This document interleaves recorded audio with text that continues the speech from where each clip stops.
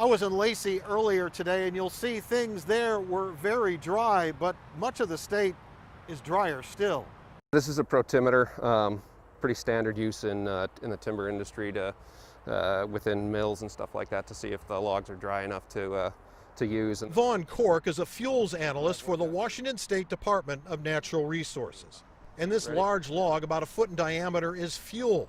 From the end of our wet spring, it would take well over a month to dry out. In this log, we're at about 8 to 9% moisture, which is firewood dry. It's logs like these that are what drive the biggest, hottest fires. Fuel is anything that burns, from dry grasses, benefiting a little from cooler weather. They're a little bit pliable just due to the humidity in the air. But after the sun comes out, it'll be tinder dry and ready to burn. And even the soil itself. Down here in the soil, we're a little bit wetter, but still 12.5%, which is still really, really dry. But as concerning as that is, abnormally dry and drought conditions are in yellow and orange based on the latest federal drought monitor just released.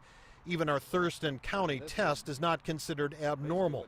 But the state has not declared a drought emergency, even though it's declared one for wildfires. We haven't done a drought emergency declaration because in Washington there's a legal definition of drought. Keely Belva is with the Washington Department of Ecology. Drought here is based largely on economic hardship, particularly for agriculture.